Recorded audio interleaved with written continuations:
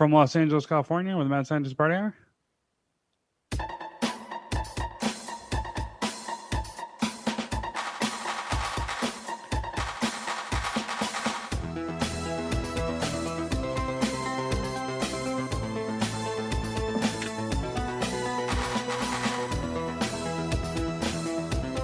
Oh, hello there, friends.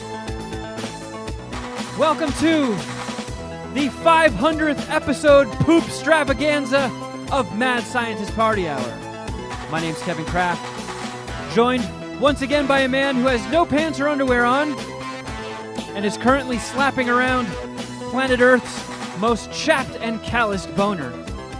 That's Jeff Clark. Hey, dudes. Thanks for having me. Is there a term for half millennial? I'm going to Google it. You introduce Shuddy.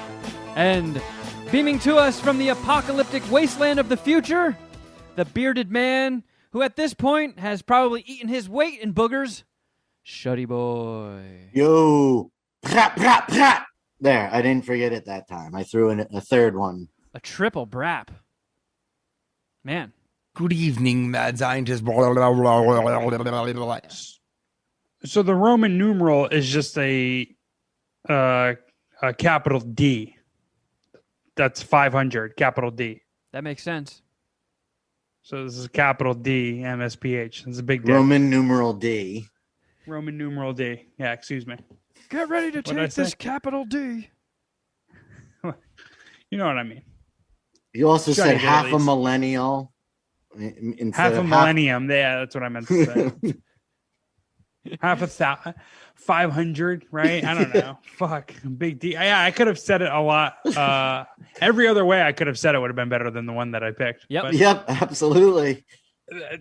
this episode's going as well as we could have hoped. This is perfect. Yeah, this Right is out of the gate. Not disappointing. this is what you've come to expect from the last 499 episodes. Jeff has mispronounced and bungled every word in the English language as I struggle to make it through that sentence. Yeah, Jeff. I'm dragging everyone down. It's beautiful. And let's also not forget, if we could take a quick trip down memory lane, Jeff overdosing on scissorp, drinking so much scissorp, in fact, that he missed a couple shows to recover. Hold on. Let me clean that up. I missed one episode, and I didn't drink that much scissor. I just drank it really fast. So you just consumed it too quickly. It wasn't the amount. It was Yeah. the speed. Either way, Yeah. I We was given a almost- responsible amount. I Jeff- just used it irresponsibly. yeah, somebody handed Jeff like a cup of scissorp, and he's like, "Oh, you guys got a funnel anywhere around here? I want a butt chug Yeah, this." exactly. I went vertical on it. Shuddy Boy, as we mentioned, likes his boogers. I actually, if you guys want to take a true trip down memory lane, I don't know if I was necessarily planning on doing this so early in the show, but since we're here, I didn't have a ton of time to go through everything, but I tried to find some fun, pivotal moments. Well, we can take some time and do that for when we can actually do a real big blowout extravaganza in person. What do you mean? Why won't You this- had talked last week that we would probably do something big for like episode 526. You Well, picked that's something like- random. What? That's like, we can't, plan. It's tough to plan anything big when we're all in separate locations and we can't invite No, I'm the saying Illuminati, but we can go through when we do eventually do that actual big one. We can have a lot of clips and stuff to go ready. That's all I was saying. I was Well, what you're saying pissed Kevin off. So I hope you're apparently by just giving him an out and being like, it's not a big deal. Well, no, we're I mean, going to I do found- another one of these. I did So- find some. What is going I on? know, happy. I was Now just- Kevin's pissed. I was just trying to be supportive. Man, I don't know how we got here, but all I was trying to do is play a clip. I'm trying to turn this into a knife fight. I'm just like stabbing in the dark. What the hell I is think going on? I think Kevin thinks you're a pussy, Shuddy. That's what I'm gathering.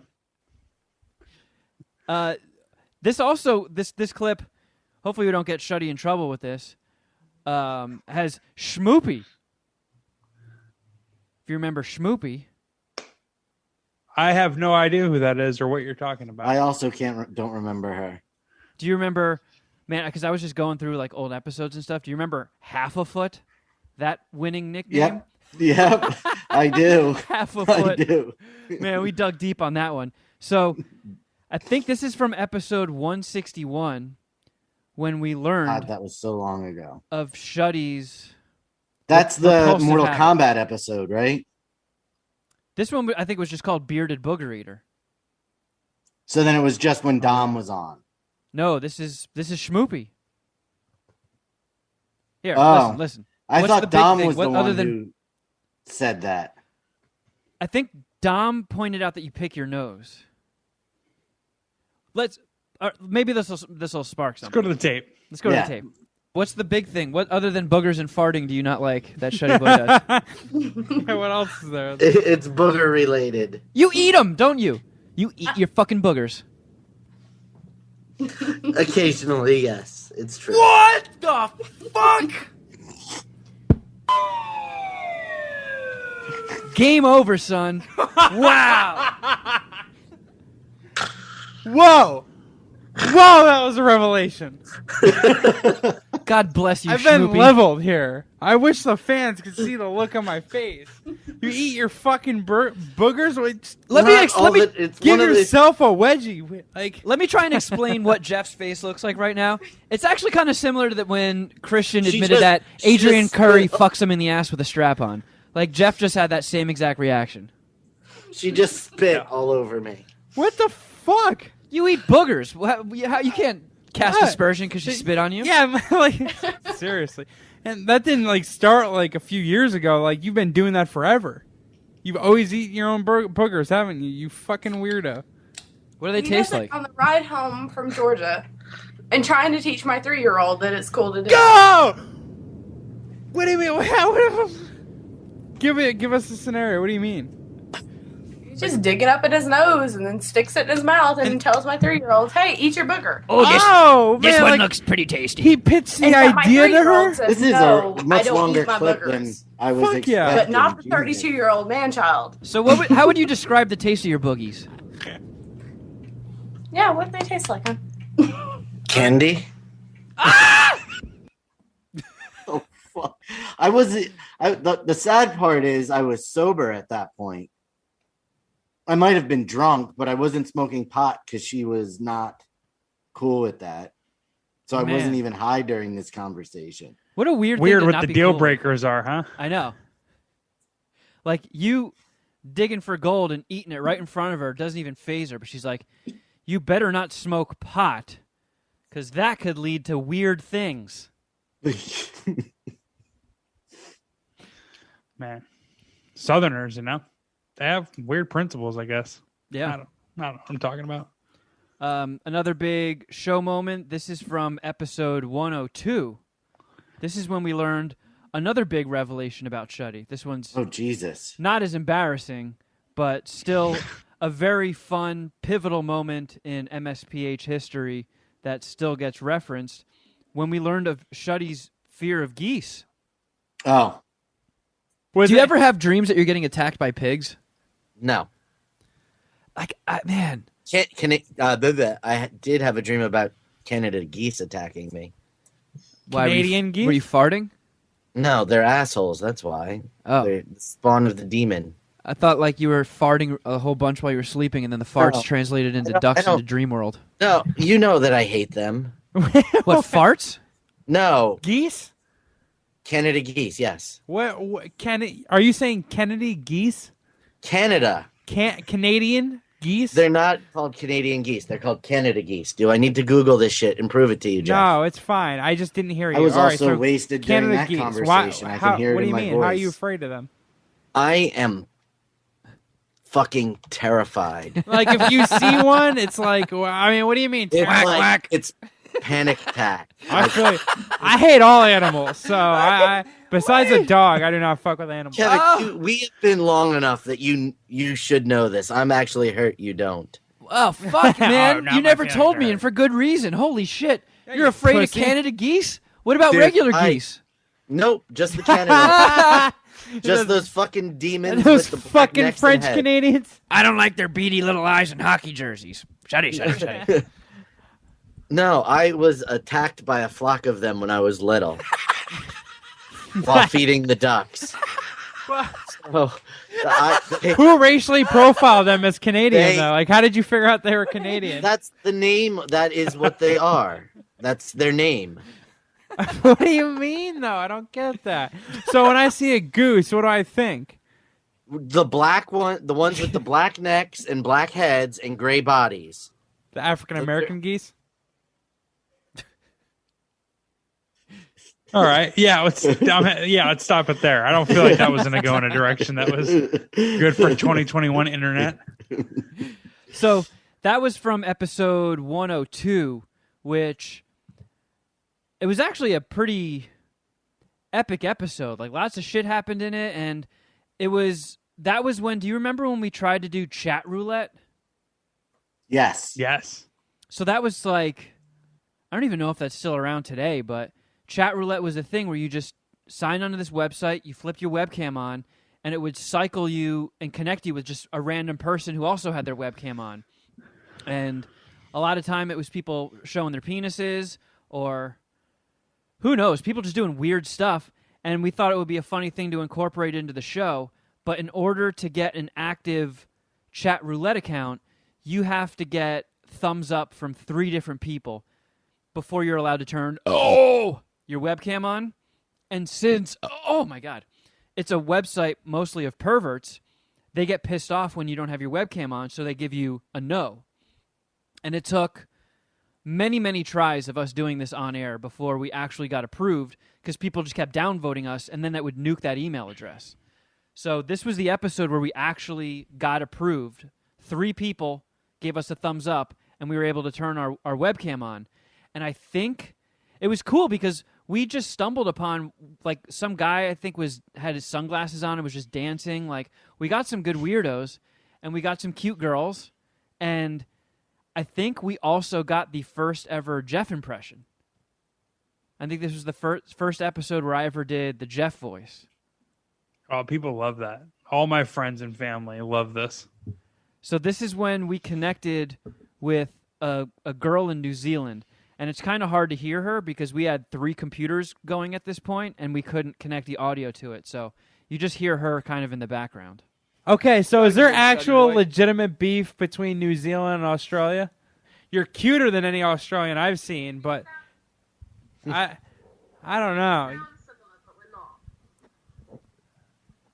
Are you a big Peter Jackson fan? All that I can hear is Jeff's side. Are you a big Peter Jackson She just told you fan? that you're very nasal. Wait, what, Shuddy? I said I can only hear Jeff's side of the conversation. because she's not mic'd up, so she's like super low. But So it's very funny hearing just Jeff throw random questions out, like he's not getting an answer, and just goes on to the next one. are you a big Peter Jackson fan? I had an agenda. All right, Shuddy. Are you a big Peter She Jackson just told you fan? that you're very nasal. I thought she said I'm nasal. I guess New I am kind Zealand of nasal. girl I'm 1, nasally. Jeff 0. I'm not nasal. Is that a good Jeff impression? I think that was it. I think that was the first time I ever got a Jeff voice out. 0. I'm not nasal. It's a little more So gentle. was episode 102 like considered one of the banner episodes? I guess it would be, yeah. After the fact, for 'Cause sure. we learned that Shuddy was afraid of geese. We had Chatroulette going, and it was the first appearance of the Jeff voice. That is pretty monumental. That's it. That was all I was able to pull. I was able to get three clips, but I feel like they were fun little They were trips solid through for MSPH sure. history. Do you guys want to do an old bit? Play roast beef camel toe? Yeah, we Dr. Go, Seuss. We Dr. Seuss that one. Yeah, we'll do Jennifer Lawrence, Billie Eilish, and Zendaya. Shuddy, you first. Nope. Yeah, that was a bit we didn't even wait to get canceled on. We were just like, "Yep, that one sucks. We're never gonna do that one again." Yeah, that one might not be have some longevity. Didn't But contribute to our close to 1,000 positive reviews. I'll tell you that. yeah, we got close. We got so close. I thought we were Dude, going we to get lost there. a couple today. It was fucking weird. I can't really make heads or tails of what's going on with Apple Podcasts because I think what happens is if they get like a group of reviews, they hold them off for a little bit.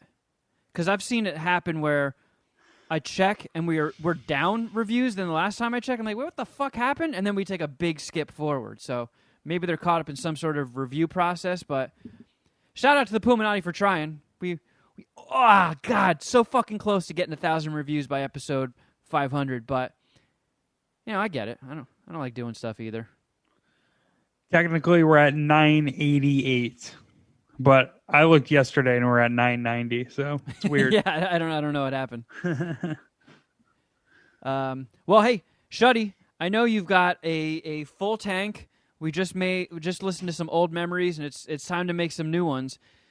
You lost the last Oscar bet, which has been quite a while now.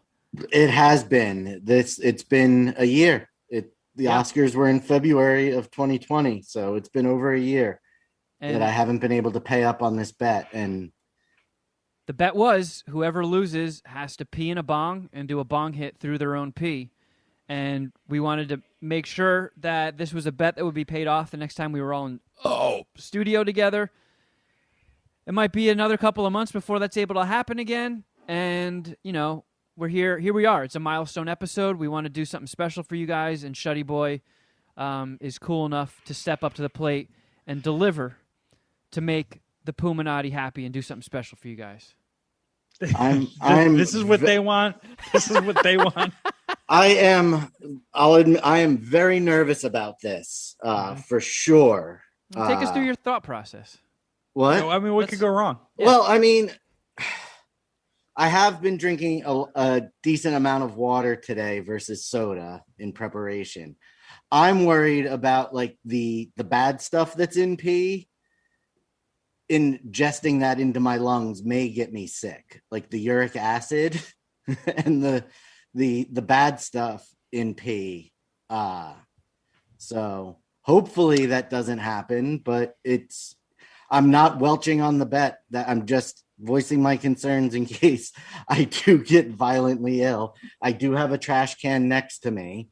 And so there's not any doubt. I'm going to go off camera right now so I can move the webcam for evidence. Yeah, so Shuddy and I have been texting today to try and figure out the logistics of the best way to do this because, people are very cynical. If they don't see the actual piss, they might think Shuddy Boy just dumped lemonade in a bong. So, and on YouTube, you can't show penises because penises are scary and they cause mass hysteria if you see one. So they're Mormons on YouTube, the YouTube moderators. Yeah, your Google overlords have deemed you not qualified to see Shuddy Boy's mushroom head. Yeah, as annoying as they could be, I guess I'd have to side with them in this one. Maybe dicks aren't. If you can keep that off of YouTube, I guess I kind of get it. So pissing dicks, by the way. Also, we should note not coming dicks. Shuddy Boy, another big reveal he had, never trimmed his pubes until we started doing the podcast. I thought that's where you were going with the episode 52. 102, right? Yeah, 102. Canadian geese. Canadian geese thing. So I think that one was called goosophobia or something. I'm also concerned there might be some shyness about being able to pee while you guys are technically both staring at me. Well, but oh my God. Here we go.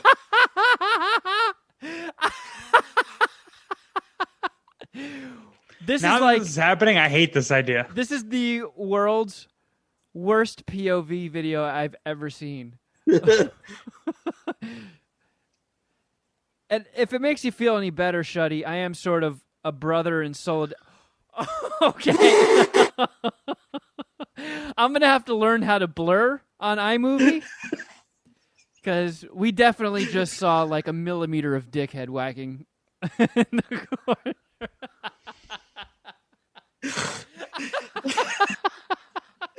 Exactly what I was so afraid of happening happened. I thought I had this all figured out. And also, my God. this How'd you pee do? is a lot more yellow than I wanted it to be for this. Were you eating asparagus? Oh my God. Okay, so Shuddy Boy just pissed in a solo cup, and now we're watching him pour it into planet Earth's tiniest bong. That is dark. That looks like some Jurassic Park amber. It should not be. I have drank so much water today. The only thing I can think of is I also pounded a cup of coffee so I could make sure I had to pee. This is I'm glad you didn't get shy. How does it smell? like pee. This is just. Oh no.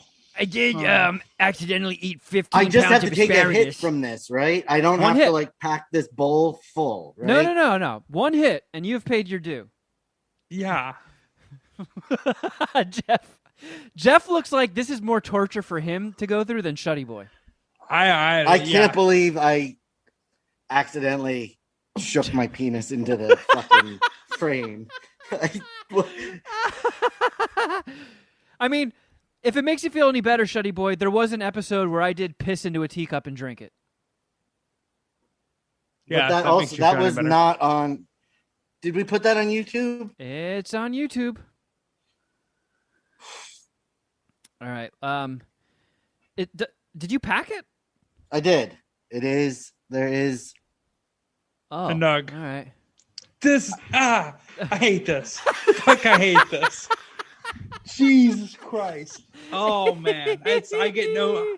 I hope you're right, Kevin. I hope this is what the Puminati wants. I get no fucking pleasure out of this.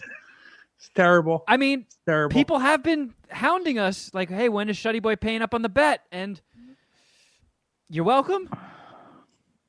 Yeah. Yeah. Hope you're happy, Thunderwolf. All right, Shuddy's going in for a hit.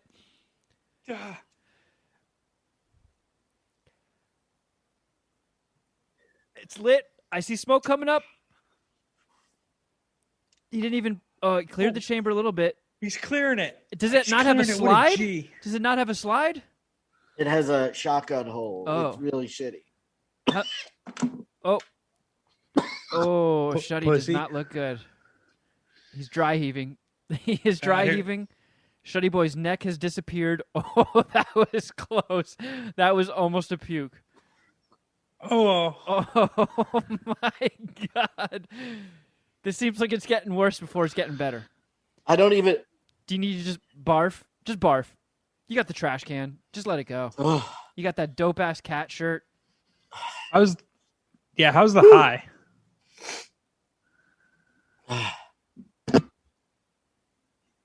All right. He's I feel drinking. like the cat's face changed expressions. Yeah, the cat somehow looks The more cat is horrified now. definitely having the appropriate amount of shock on his face. That's for Yeah. fucking, I That's thought it was for a happy fucking cat shit. before you started this. All right. Well, youtube.com/Mad Scientist Party Hour if you want to check that. He's going in for another hit. He's a thirsty guy, that Shuddy Boy. Oh, that one got Man, milky you're as getting high as fuck. fuck.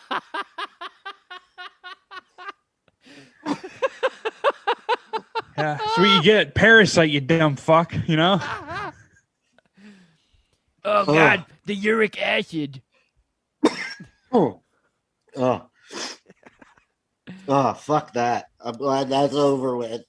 Oh yeah. Is it It beat? doesn't sound like it's that over. It sounds like you're still like kind of in the middle of the situation. Do you want? You can go off camera. It's okay. He just spit some stuff out. Do you want to scrape a resin hit out? No, nope. That was it. Oh, Man, I'm sweating watching you. Holy shit. All right. I'm Bravo. gonna go. go get some soda. Bravo, yeah, Shuddy you Boy. do whatever you have to. Yeah. I'll be right back. Do you want to vomit? Sure. Do you want to vomit? No. And there. Well, off he I have goes. less respect for him. I really thought he was going to puke. He looked like he was in rough shape there for a second. I've had some really, I've had some pretty poor gambling moments in my life. And there's nothing that is that bad. Nothing. There's nothing that I've lost that has made me feel how he's possibly feeling right now, or how he should feel. Oh, man. So, like, in the grand scheme of our Oscar bets, so, like, you've opted to eat a habanero, and that got so bad we had to pause the show for a little bit because you couldn't even speak. You were so fried. I ate the balut. Yeah, I try to argue into you eating it raw, which not chill. That was a bad idea. I'm happy we didn't go forward with that one. Oh, I did do a body shot off of Shuddy Boy. I did a shot of tequila with the salt and lime. I actually snorted the line of salt off of Shuddy Boy's tummy. Did a shot out of his belly button. Shuddy did the black squirting dildo of Oreo cream. And what else has there been? I don't know. It feels like there should be like at least 7 of these, right? I know. Maybe we didn't start doing the Oscar bets until then. So out of all of those, the body shot, the habanero, the balut, the dildo. I don't think that habanero belongs. The body shot was football. Oh. You lost that. Jeff came in second. I came in first. And what the bet initially was the loser had to do a body shot off of whoever came in second. And Jeff was so anti letting you do a body shot off of him. We gave him the habanero pepper as an out. And him eating the habanero pepper was what subbed me in to being the part of the body shot. Okay, yeah. Yep, that checks out. So there really are probably quite a few Oscar bet punishments that we're just forgetting. I don't know. The piss bong. Okay, so Shuddy, now that you've recovered a little bit, you're back. Take us through the process. How horrible was it? Was it worse than you thought it would be? Was it better than you thought it would be? I have to be careful how I phrase this. It was better than I expected. It tasted like weed. Like it wasn't like an overwhelmingly different taste than hitting a normal bong. So like my gag reflex, the gagging and stuff was not because it tasted terrible. That was completely probably my body being like, this is not right. So it was like a psychosomatic response. Yeah, it wasn't like this is absolute. Yeah. I don't want to say that it wasn't disgusting because it was, but it tasted like doing a bong rip. Maybe we should have dropped a turd in there. No. Nope. I like this. You're not the pussy. It's your body that's the pussy. I got you. That makes sense. I like that you went in for a second hit. I wasn't going to waste. There's still some weed in the bong, but you weren't going to waste. If there was ever a time that maybe you could waste the weed. Waste not, want not. Fuck, dude. Wow. Well done, Shuddy. Thank you. Well, that's episode 500, right? Yep, it's over. We're done. All right, guys, we're going to go and play some Fortnite and shit. Yeah, now we're going to go. What are we going to review films now? Well, I'm going to have a beer in Shuddy's honor.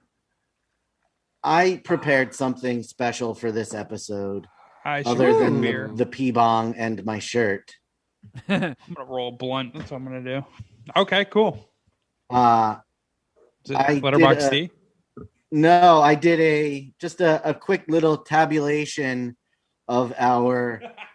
Speaking of our iTunes reviews, I have a quick little tabulation of our 1-star reviews over the years. Oh. And then I gathered up a collection of all-star Puminati reviews. And I apologize in advance if I missed anybody. I went based off of iTunes names that I could recognize. Okay. And also, the Puminati stepped up huge, leaving reviews for us at the start of the pandemic. Like there were more reviews from March of last year to now than in the previous 9 years total. So I only went to February of 2020, just because there were too many to pull. So starting with our very first 1-star review, courtesy of Kill Bill 2, February 4th, 2011. What's their Discord name? It's titled Sorry. And if I wanted to listen to Dribble, I'd listen to Morning Radio Babble. I choose not to. 1 star. Wow, what a sassy Kill Bill. But that's an indictment on you, Kevin. But I'm just going to break away from the 1-star reviews momentarily, because exactly 5 years to the day, on February 4th, 2016, M. Jonesy 88 left a 5-star review titled "Kill Bill 2 is a dick." 1 star? Really? Get out of here. Well, that's great. Thank you, friend. Thank you for coming to defend our honor. Then, on January 28th, 2017, Tanya Harding Jr. said, the title of the review is Fart. The body of the review is Fart. 1 star. Sounds like a big Queef fan to me. Honestly, that feels like a 5-star review. It does. Yeah. Because we have a different set of reviews in America than Canadian iTunes, Apple Podcast. So I remember somebody from Canada one time sent a screenshot of a review that said, "There is no real science here." So this is somebody that tuned in thinking that it was like it's fair, a science and fact-based show, and they're like, all they're talking about is farting and dicks. This is childish bullshit. 1 star. I like that one too. I'll take that 1-star review. That kicks ass. That's a 5-star review for sure. Dude, it's Mad Scientist Party Hour. Mostly we focus on the party more than the science. Yeah, we don't even stay true to the hour part anymore. And then no. Black Dahlia 656 on March 11th, 2020 left a review titled "Used to be good, now it's trash." Oh no. We jumped the shark. Was great until they decided to make the liberalism more important than entertaining. I really used to look forward to this show as a fan of Kevin's, but Shuddy and his SJW nonsense killed any joy. Any joy I had listening to this show. Same thing happened to the Ellis show. His desire to be woke and liked killed what was entertaining about the show. 1 star. Man, that guy sounds triggered. Yeah. Yeah, that was following your Charlottesville commentary, right? No, that was March. It was probably something. Oh, this March. Yeah, last March. Last March. Yeah. That's right. And then actually, November 28th, we also got another 1-star review from Flibjib. Not Flibjib. Yep. Unlistenable. Checked this out after Ellis got canceled. Couldn't get through a single episode. It was awful. Well, that's the thing. You got to do 5 episodes at least. It's like, I'm going to bring this up in my Murder Among the Mormons review. Sometimes things start out slow and then they really pick up. And, maybe that's the explanation of this for this podcast and this But review. now we are going to get into some fun 5-star reviews. These are all okay. 5-star from Puminati All-Stars. Again, based on me recognizing their iTunes name and other names we know them by. Gotcha. First one comes from Dominic on April 24th, 2012. How long does this go? Is this anything like his MSPH digest? Are you going to spend 20 minutes on this review? No, Seeks is a little lengthy when we get to it. Seek really put in some work for us. Dom says, totally sweet. So many lull-worthy moments on this show that I want to jump kick a chair. From Kevin recording his own farts to Shuddy Boy talking about and attending a Magic the Gathering tournament with a bunch of dorks. It's a must listen. Please listen. 5 stars. Nice. Get all caps. No, but there's after please listen, there are 3 exclamation points. Nice. Oh yeah. Good narration. That's a yell. Then Joel Bong checking in, titled Good 5/12/11. Been a listener since 5/12/11. I remember hearing this podcast and thinking, wow, Ted Danson's daughter. That's awesome. Hashtag must go back and listen again at Joel Bong. 5 stars. Wow. I completely forgot we had my ex on here. That's embarrassing. Draven left a review that said, great podcast. Keep it up. I must have forced him to leave a review. I will ground you. I'm going to take away your micro machines. And then Voice of God Mike left a review titled, great show, very funny, good guests. As a Jason Ellis fan, I came to the podcast with no expectations, but I've been blown away with how great this podcast is. Keep up the good work. Nice. I'm glad you found that one because I always suspected that Mike was Kill Bill 2. See, that's he still could be. He still could be. Yeah, that's his burner. Then Seeker can't come in here with any expectations. We're just gonna fucking fail to meet him. Then Stevie B left one. Oh, nice. That was titled MFPP, and it says more fart puns, please. 22 Jump Street. The farts in our stars. I don't know, so I leave it up to the mad scientists. Nice. Now here's one from Seek on August 8th. We should do that. Just to take Steve's suggestion, because if we're going to be talking about milestones and the origins of things, this button that gets played from time to time. You just got shuddied, motherfucker. You got shut the fuck down. That right there was a Stevie B idea. He suggested making buttons anytime shuddied somebody. And that's where those came from. A silent partner in this endeavor, for sure. Yep. First guest we ever had on. It's so silent. Sometimes I'm nervous about when he's brought up. I'm confused. I just have it in my head never to say his name or any of that. What the hell? What the hell's wrong with you? I understand what you're saying. You get where Jack. I'm coming from. I right? do. Because I was not sure what name I should be if I should. Right. I agree. Rant might not be happy. Yeah. And then Seek in August of 2014 left this one of my favorites. I've been listening for a few years now after meeting Kevin at my local comic shop. The show is infectious and you can't help but love these guys. They cover everything a little geek or outsider like myself needs to hear to help me get through a day with all you normals. Granted, I'm biased because Kevin, Shuddy, and Jeff have had me on the show a few times, but it doesn't mean I'm not right. If you want to have a good time or have some funny and sometimes incoherent background noise, tune in to Mad Scientist Party Hour.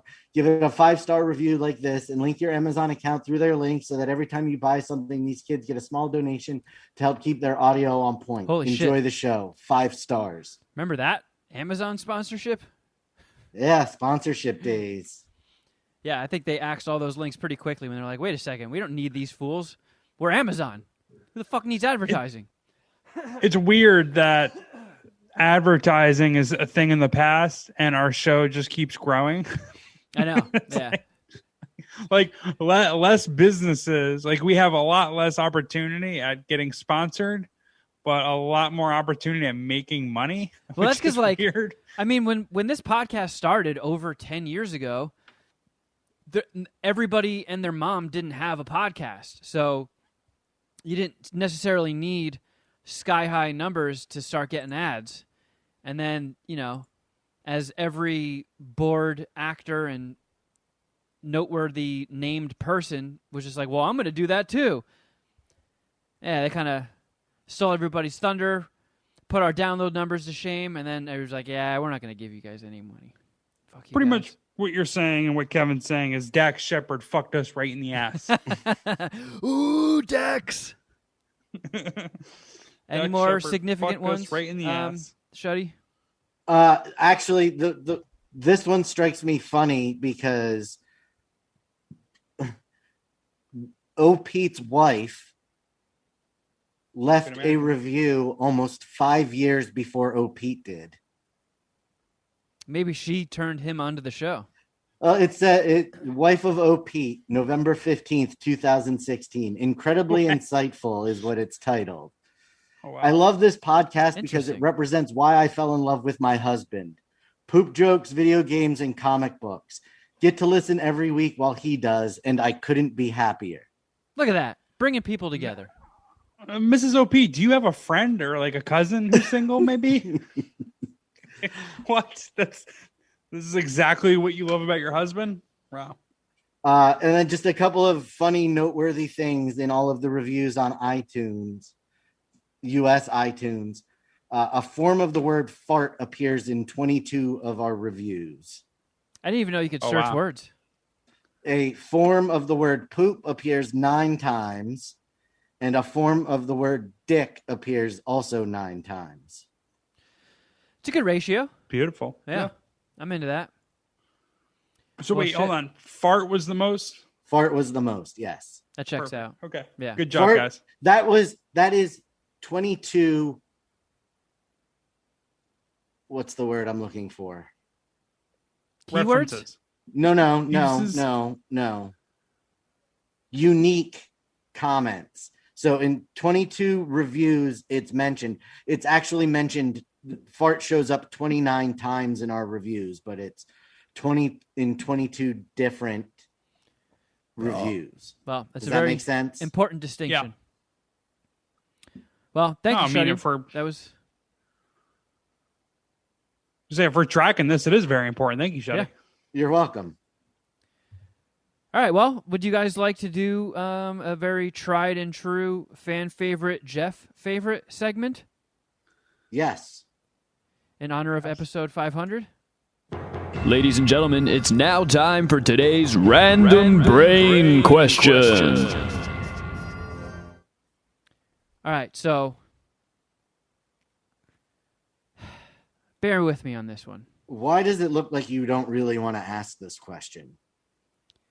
Have you ever embrace the cancel? Caught a whiff of your own butt? Yes. Yeah. Okay. I was expecting, honestly, to be on an island on this one. I don't think you can. I think everybody has at one time or another in their life caught a whiff of their own dirty butt. Okay. Yeah, what do you mean? Okay, well, let me ask a follow-up random brain question. When you catch a whiff of your own butt, does it smell like a freshly opened bag of cheese puffs? No. I don't know. I mean, it smells like ass. Yeah, I don't know that I would ever equate a freshly opened bag of cheese puffs to smelling like ass. That seems like it's more concerning that you're opening cheese puffs that smell like ass than that your ass might smell like cheese puffs. Oh no, that wasn't That's a great point. That wasn't me. like if you're getting cheese puffs that smell like ass, you probably should say something to Ralph's. You should get Utz instead, or that something. wasn't a question of for me. Pete said that. Don't blame Pete. Yeah, right, leave Pete out of this. I'm glad we settled that. That's believable too. Just because his wife left a review drugs. Nearly 5 years before him. he just picked the closest person. Oh, we just talked about OP. OP told me. OP put me up to it. And we should give a shout out to some of the guests that have been cool enough to stop by our podcast over the last 10 years. Oh, there is possibly that was the other one more notable one. Jason might have left a 5-star review. Well, if that's the case, that would be fucking sweet. But you mentioned Jason Ellis, previous guest of MSPH. We also had Rob Corddry, TJ Miller, James Gunn. Benson. Doug Benson joined us for episode 420, where we smoked a shitload of weed and did edibles and Shuddy Boy got so stoned he was 5 feet away from the microphone and couldn't be heard through the whole episode? Yep. I don't remember the specifics, but I wasn't at the Jason Ellis episode. I wasn't part of it. And you have worked for or with whatever, both Jason Ellis since I've met you, and I've never met Jason Ellis. I've been Even at like at 4 of his Ellis-manias? events. Really? No. Like I've never been like I owe him a handshake, a beer, whatever, blunt rotation. Like I owe him a lot. He's fucking awesome, and he's been the big reason for the show's growth. So I always wanted to like shoot the shit with him and tell him how appreciative I am of him, but it's literally never happened. The closest that I ever got was I was on Molly in Vegas and wandering around the pool, where they were doing the I think you performed the Hate Bean performance, Everlast, and everyone's hanging out by the pool, and he had a VIP spot. And I was just like wandering around, and I got like in front of the VIP gate, and I didn't like really, I wasn't even like trying to like break through or doing anything. I was just like fucking high, like wandering. And Ellis was coming, like he was entering the VIP section at the same time. And like the security guard, like pointing at him or pointing at me, is like, "Do you know him?" He just looks at me. He's like, "Nope." Just keeps going. I wasn't offended. I wasn't even really trying to get into the VIP section. You're just or, looking, like, trying to pretend like I knew. Yeah, I was just like, hi, my fucking eyes are bouncing all around. I remember that because wandering. like we all took Molly at the same time allegedly, and Jeff, you immediately just broke away from the group and started surveying people in the crowd. I don't even remember what you were asking, but everybody was asking them if they listened to our show. He was cornering them and asking them if they had heard of Mad Scientist Party Hour. And it allegedly hit Jeff a lot sooner than it hit us. So as we allegedly are starting to start our ascent into Molly, we're trying to corral Jeff because he's got people cornered going a million miles an hour about our show. Literally, I am like essentially guilt tripping them into like giving a 5-star review. Hey, do you like fart jokes? Let me tell you. All right, give me your phone. Let me show you how to download the podcast app. You got iTunes? Are you some sort of Canadian?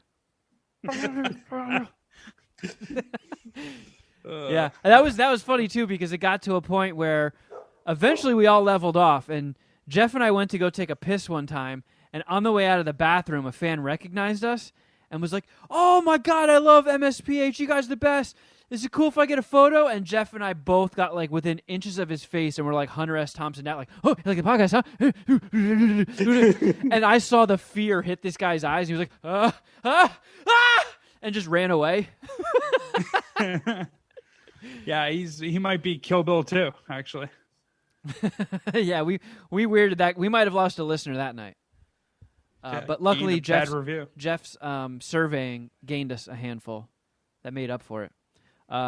Also, shout out to, we had Ilya Neischuler, who directed the movie Hardcore Henry, who has the, as of the date of recording this, the yet-to-be-released Bob Odenkirk action flick, Nobody, coming out soon, which people are pumped about.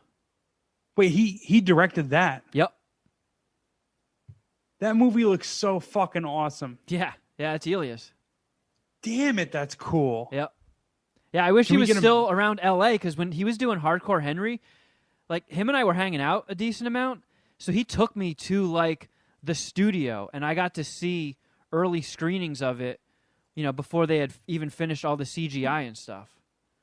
So it'd be pretty dope to get an early viewing of Nobody. Where is he now? Is he a New York guy now? I don't know. He tends to bounce around, but I don't know what the pandemic has done to his Austin, travel Texas. From Russia to LA and stuff.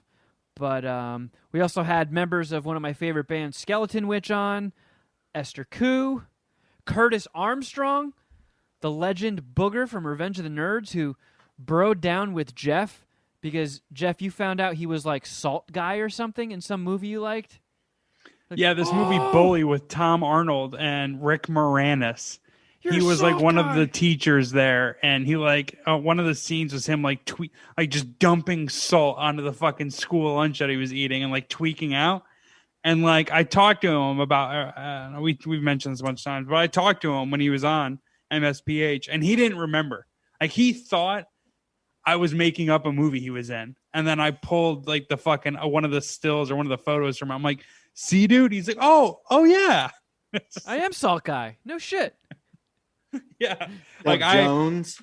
I studied him. Yep, Doug Jones from Hellboy. That was, I think, our most nervous interview. I feel like he was very. I feel like he was very proper, and we all were trying to be on our best behavior because we got a little vulgar once, and it kind of derailed things. So I feel like that's what happened.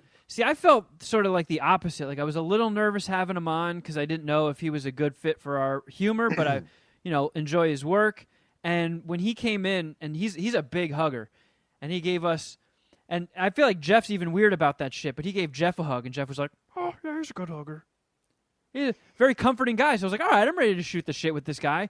And we were being a little toned down for the interview, and I feel like once we started getting a little more comfortable and we got a little raunchier, he sort of rolled with it. But I could be wrong. I could be misremembering things. I remember him being a good dude. Yeah, he was cool.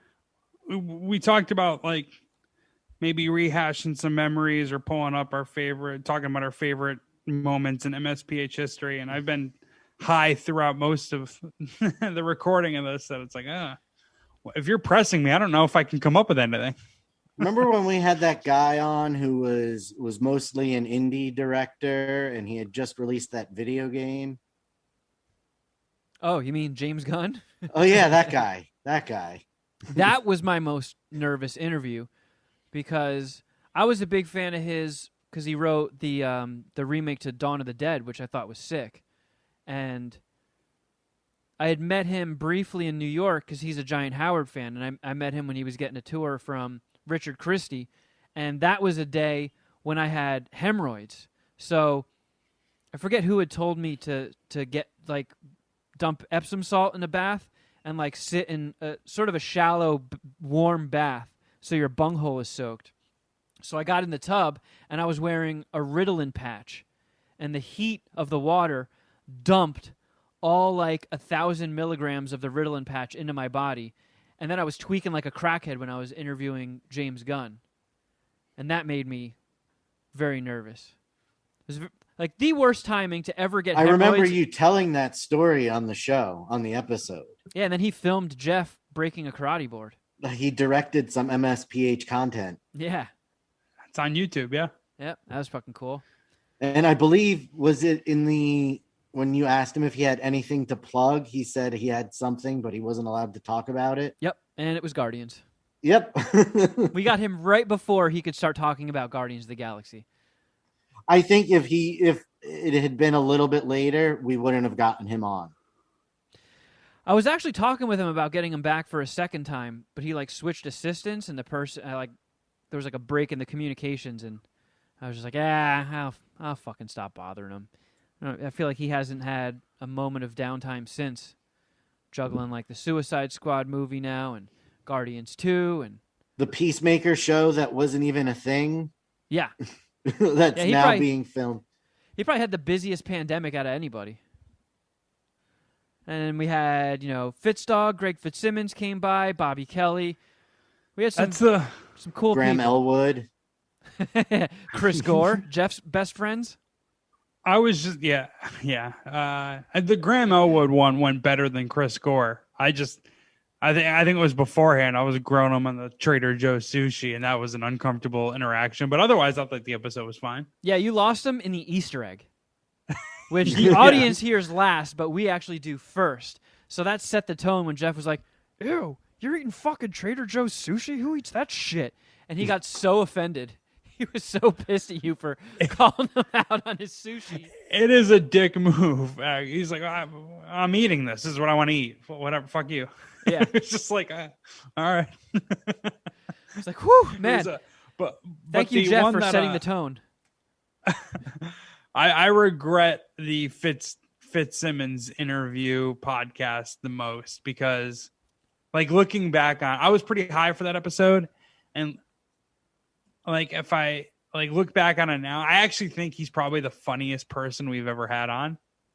With, you know, no offense to the other guy, like you've listed some, like Robert Kelly, TJ Miller, some Rob Corddry, some fucking hilarious guys, but like in terms of like stand-up comedy or just funny dudes, I think he might take the cake.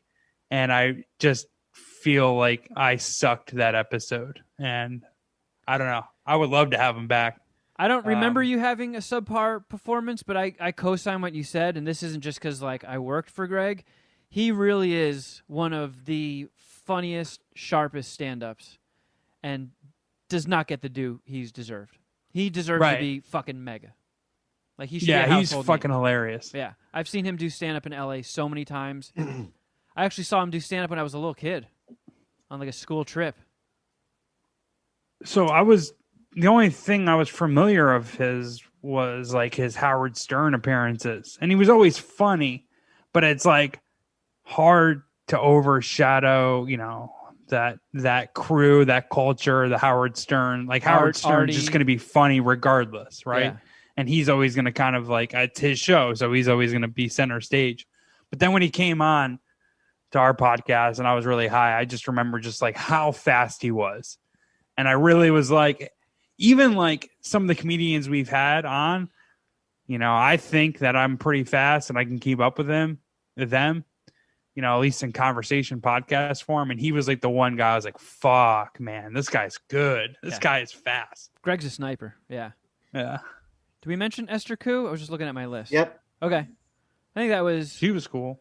Adrian Curry. Yeah, it's been an interesting 10 years, and it's a bummer that people tend to skip our guest episodes because it's fun hunting people down and sitting down and shooting the shit with them.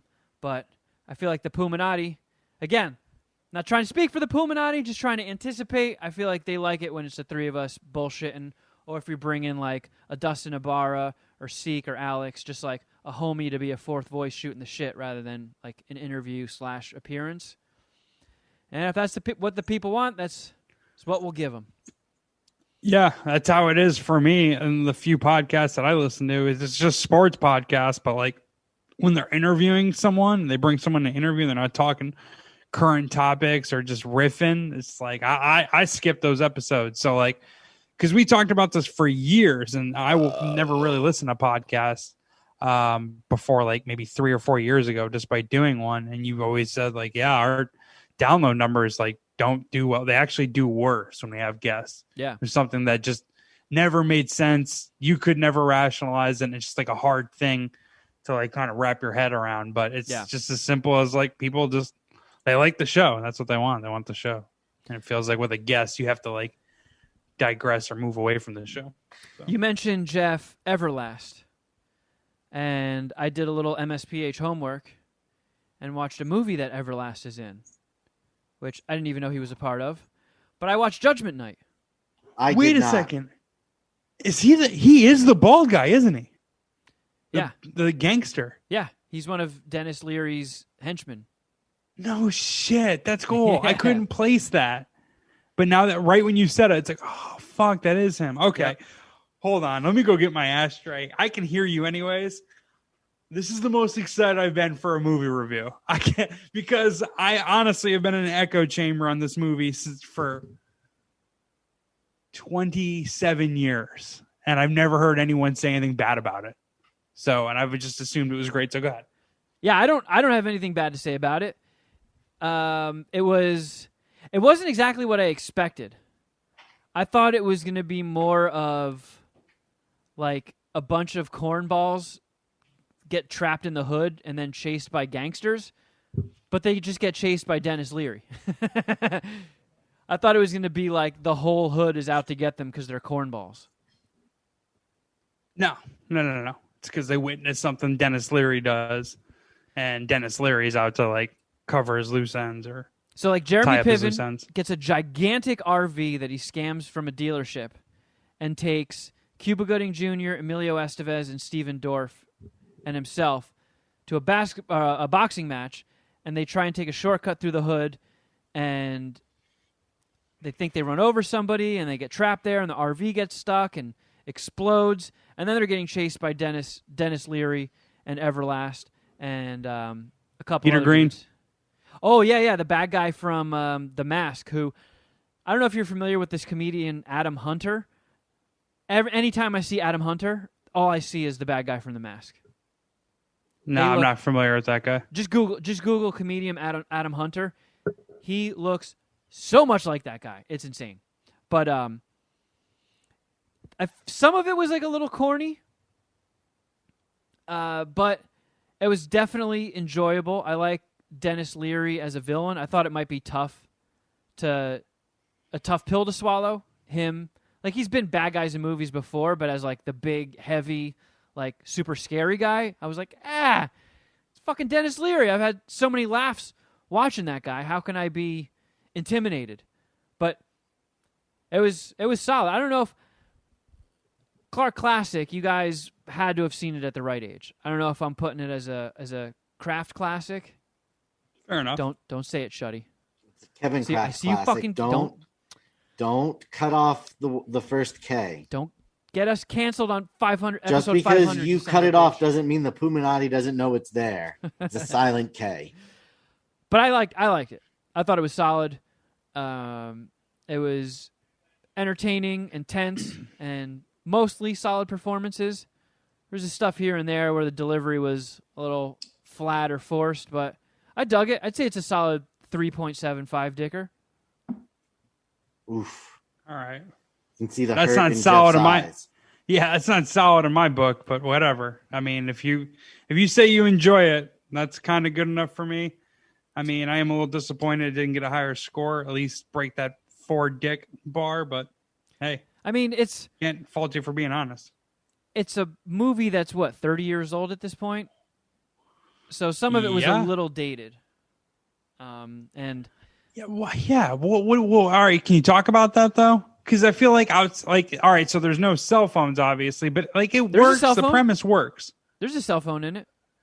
Right, there is. But you know what I'm saying? Like, this is a situation nowadays where it's just like, all right, we just whatever, message anyone on your phone and you're out of this. I know. I hate or to Google Maps.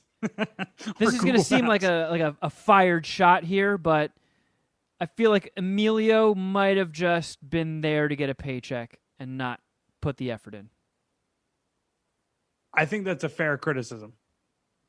But he shouldn't be, because if you look from that moment on, like his career, I mean, it might have I don't know how many like Mighty Ducks movies come after it or whatever, but like his career kind of nosedives after that.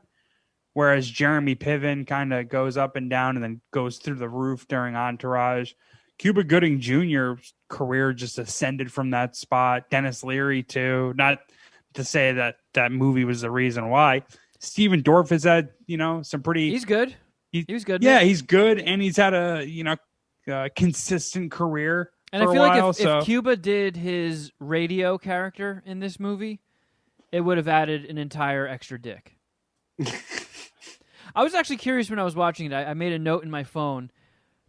Out of that crew, like the Jeremy Piven character, Cuba, Emilio, and Steven Dorff, who do you see yourself most as? Me. Yeah. 100% Jeremy Piven. 100%. I feel as though I'm talking my way out of this situation. He's the guy who I'm the Jeremy Piven. You crack under pressure. I'm the Jeremy Piven in the final Jeremy Piven scene. You try to sweet talk your way out of it. Yeah, I'm gonna get out of this. I'm gonna talk my way out of this. I don't have the physical prowess to keep running from these motherfuckers all night. Let me see if I could just negotiate. I'll suck one of your dicks. Just one dick. Just stop chasing me. That's the other aspect of this, dude, where it's like I've always been fat. And even as a kid, I was like, I don't know if I could do all of this running. Oh, fuck that. I am not going into sewer. When they go, at every point, I'm like, I don't know if I turn around, just talk, and see if I can win that way. like the spot where they go from one building to the other. Yeah. No, with my fear of heights, that ladder, nah, dude. Nah, And also, like, no way. The amount of destruction. So, like, Dennis Leary and his guys clearly have no qualms about committing crimes in front of people. But for some reason, these guys, they had to, like, kill them. And in the pursuit just caused so much fucking destruction and trouble. And, I mean, spoiler alert, all the bad guys die. Like, really? Like, you think those guys were going to get you in a place where the whole, like, recurring theme of that movie while they're being chased through the hood is we can't call the cops because the cops aren't going to come here. Hey, we've called the cops like 3 times. Why haven't the cops shown up? The cops don't come there. So why is Dennis Leary and those guys worried about those guys narking on them? Cops aren't going to show up anyway. Yeah, and as we're going to talk about in my review, certain crimes the cops just don't even care about. Well, let's get into your review. Fuck mine. We've exhausted. Well, yeah, 3.75 decks. I saw 2 Netflix documentaries. The first one was Biggie, I Got a Story to Tell. Oh, how was that? It was good. I really liked it, but then again, I'm just, I am biased. I'm a big Biggie fan, and it was like... Well, so am I. It wasn't a documentary. I guess is kind of the knock on it. It didn't provide really any new information, unfortunately. It was just more of like a Biggie hype video and puff piece. I mean, his mom was the producer on it, so they didn't dive as much into the murder, the investigation, or the beef. Really, they talked about his upbringing, kind of his roots. His mom's Jamaican, and Brooklyn, but I mean, I liked it for what it was, and I'm not going to penalize it for what I wanted to see or what I was hoping to see more of. Right? I mean, it was essentially like. It was old footage of Biggie on the block, like with his homies, with the Junior Mafia, and it was set to Biggie music. That's enjoyable, right? I fucking love that. Right. It's just interesting because it's, that whole situation, that whole saga is some of my earliest like music memories, and it's like still the biggest event to ever happen to hip hop, and I'm still like I wouldn't say active, but I still listen to hip hop every day. I'm not listening to current shit, but I listen to a lot more Biggie recently.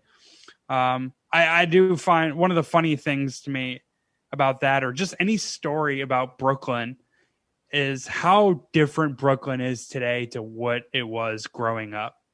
Like no one was eating avocado toast in the Biggie documentary. No avocado toast. No asparagus water, none of that. But it's like growing up in New York, like you would know this too. I mean, Jersey guy, but in New York, like Brooklyn was considered the most ghetto part of New York City, of New York, like, and they all had their arguments, which is kind of like talked about in the documentary. Harlem had its own things, not a borough, but Bronx had its own shit. And Brooklyn, though, was always considered the hardest in that area, Flatbush, Bed-Stuy, and Brownsville specifically. And now it's just like $1 million homes and it's been gentrified. So I always find that interesting, just to like how weird it must be for people who are younger who've been to Brooklyn to hear that Brooklyn back in the day, not chill, not where you want to be. Now it's exactly where you want to be. How many Biggie dicks are you sucking? I would suck. I'll go 4.1. Specific, but high. Yeah, I'm trying to do more specific with my dick suckings. I respect that. Yeah. Shuddy, are you all right? You look bummed out. No, I'm good. I just didn't watch either of those things. So the piss bong looks like it hit you emotionally. No, I'm good. I was just waiting until we got to something that I could contribute toward. Do you have any reviews? No. Oh. I have one more, but okay. I do want to give the Puminati some homework, maybe us some homework. Okay. It's I think it would be easy to talk about even if we didn't put it on people's radars because it's probably already there. But I did want to give respect real quick because I just looked at my notes. I forgot to mention. So when I put up on my Instagram story that I was watching Judgment Night and said Jeffro Records thinks this is a 5-dicker, I got a VIP DM from our friend Lori Levine from The Hole, who wrote, it's a 6-dicker. So the great Lori Levine is with you, Jeff, on Judgment Night. She loves it. Yep. I wonder what her favorite character was. I know. Man, I love Lori. She is, speaking of sharp motherfuckers, god damn is she funny. Shoot her a link. Awesome. Why can't she come on? We should. She'll hang with us. We just never brought it up, huh? Invite her. All right. I'm going to make a fucking note then. I do think we follow each other on Instagram. I feel like she doesn't follow me, but that's not Lori. That's not how Lori moves. Lori would follow me. She's a so G. She probably does. She's a real just not one. very active. Yeah. I love Lori. So right. We got to get her on soon. So what are you reviewing, Jeff? Where were we? Oh yeah. Also, just putting this on everyone's radar. I mean, it's already probably on your radar. South Park vaccination episode this week. We all have it's going to be on HBO Max, even if you don't catch it live, right? I believe so. Yeah. Have you seen commercials for this? No. You know what I'm talking about? I've seen tweets that it's coming, and I'm Anytime there's more new South Park coming, I get very excited. I think it's just a 1 episode, 1 hour special for the vaccination special they call it. Yeah. And that is appointment viewing in the Clark household, and I wanted to talk about it next week if we could. Yep. I'll be watching it. Last review, another Netflix documentary, Murder Among the Mormons. Have you guys heard of this? Have any interest in it? No, and depends. Somebody hit us up about it, like mentioned it in a comment somewhere. But yeah, this seems more any like chance it was Bonnie? I don't think it was Bonnie. I probably don't even have to do this review. I could probably just DM Bonnie and we could talk about it because I feel like she's the only other person that cares. But because I told you guys I thought before, but she DM'd me talking about how she has a similar love and interest in Netflix documentaries or true crime documentaries as I do. And that's what this was. It's about these 3 bombings that take place in Utah. And it's among or intertwined with the Mormon and rare document or antique collector community. And it's a really fascinating story. It's a bit of a slow burn, but it's only a 3-parter, 3 episodes. It goes less than 3 hours altogether. I cracked it out today. I watched part of the first episode, the first half of the first episode, this past weekend. It is a bit of a slow burn, but episode 2, episode 3 it's a banger. This documentary kicks ass, dude. I'm more speaking to Shuddy on this one, but because me and him watched Wild Wild Country and we both liked it, right? Mm-hmm. Right, Shuddy? Yes, very much. It has a very similar vibe. It feels like it was made by the same people, and it's just a crazy story in the 80s that when you hear it, it's weird to know or to think wow, I never knew that happened. Wild Wild Country is a step further. Granted, it's a bigger story that I'm more surprised I haven't heard of, but this one is nuts. It's nuts. And essentially just 3 people get a package, a bomb package, and they're all connected through rare documents in the Mormon religion. They collect rare documents in the Mormon religion. They work together. So that's how they're connected. So somebody that's that where hates the Mormons investigation went goes. after them. Say it again. Some Mormon hater was I'm going to get these document hoarders. No, it's so there's a central character. One of the central characters finds rare documents that further explain the Mormon religion. He grew up Mormon. His family, his parents are strict Mormons, and he grew up in Utah. And he gains an interest in the hobby, and he gains a hobby in like rare documents, finding rare documents. And he has like a whole strategy to finding these rare documents, and it's in like going to these old fucking bookstores in like random parts of Utah and just like looking through like the libraries and little towns and little bookstores and little towns and like looking through books no one fucking is interested in and finding old shit, right? That's how he finds these rare documents. So it's just people he's connected with, business connections, associates he's connected with, and there's 3 bombings that take place in that like little, I don't know, crew. All right. We'll say. So it's the investigation event. Initially they like suspect the Mormons, right? There's allegations or insinuations of the Mormon church, the LDS, the Latter-day Saints, like bombing or hiring assassins to fucking come after these guys, because essentially the early documents this guy finds, one of the central figures, are connected with proving Mormonism or the Mormon religion and backing it up, right? And then following documents that he finds is disproving it. So and he finds a separate scroll that just says JK. Pretty much. Oh, blow up that one. Get it. Right. Yeah. So that's like how the first episode is laid out. But then the story and like the conclusions of the investigation come out in the second or third, and it tells a story of one of the biggest G's in like American history, possibly. And honestly, like one of the biggest G's, that has to be like the biggest gangster in Utah history. Like the way this motherfucker moves. That's a high bar. In Utah? Good joke. Good joke. This guy, he drinks fucking Four Locos with all of the alcohol in it. I'm a little high, and I'm not doing a good enough job of selling it as much as I want to. Well, it sounds like you liked it more than the Biggie one. Oh, for sure. Yeah, this one is.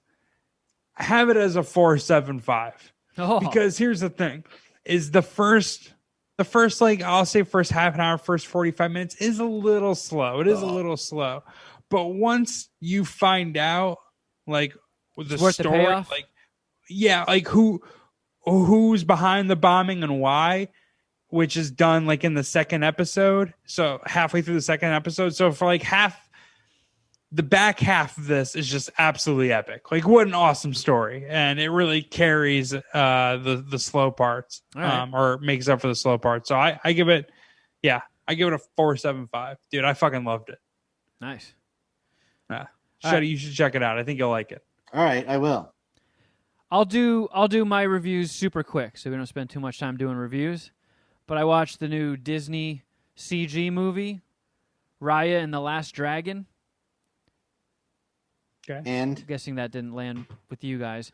I've seen it on the Disney Plus home screen watching WandaVision, but I liked it. I thought it was cool. I like those CG movies. It had good action. The animation was really cool. It looked gorgeous. It did have a lot of cute little fucking fur butts in it that really made me miss Gizmo, but I was able to power through, and it was just, I mean, if you like those movies, it fucking delivers. It's fun. It's got really cool locations and cool characters I really like. There's like one of the characters is a foursome. I don't want to say foursome because one of them's a baby, but it's 3 monkeys and a baby that just fucking roll people. And they pretty much just are a collective singular character, which was kind of funny. But I dug it. Roll people? Yeah, like they're a con man group of 3 monkeys and a baby. Nice. Yeah. Foursome. They have these beetles that fart fireworks. I like that. It was like, this is what I was looking for. What like the past couple weeks when I've been talking about watching these misery porn movies, this was what I needed. Something that was just happy, bright, and colorful, fun, and visually interesting. It was a complete opposite of all the other stuff I've been watching. So I give that one's a 4-dicker. much needed pick me up of these bummer movies. And then I also watched Coming to the number 2 America, which Okay. I don't know. I feel like this came up in the past couple of months, but I had never seen the original, so I watched it a few weeks ago and it was fucking great. I loved it. The first one is fantastic. Yeah, I give that one 4 dicks as well. I feel like it's timeless. You know, for a movie that's from the 80s, the only stuff that was really dated about it was some of the clothing. And, you know, when Eddie Murphy and Arsenio are the old guys and they're talking about that new guy, Mike Tyson, like some of that stuff obviously feels dated, but the tone of the movie and the story was awesome. I loved it. Wait, are you talking about Coming to America 1? Yeah. Yes. So I watched that because I knew the second one was coming. Wow, that's crazy. All right, and what'd you think of the first second time you one? saw it? I'm fascinated by this. I'm sorry, Shud. I can't move on because I watched Coming to America when I was like fucking. We did 6, talk about 7. this on the show, I feel like. We did, right? We did. All right, maybe I just don't remember. And I feel like you were just as shocked that he hadn't seen it that time. Yeah, I don't know. There's a whole bunch of movies that fall in that category. Like there's these big landmark movies, but you know, I was 4 or something or 6 when it came out, and it's a rated R movie, and I wasn't allowed to see it. And it's just something I just never bounced back on. But as somebody who had never seen it and watched it for the first time in 2021, awesome. And so Coming to America, I had seen that all the early reviews sucked, and not just on Jeff's, you know, despised Toy Rotten Tomatoes, but it didn't seem to be doing all that well with viewers as well. And I don't know. I don't get the hate.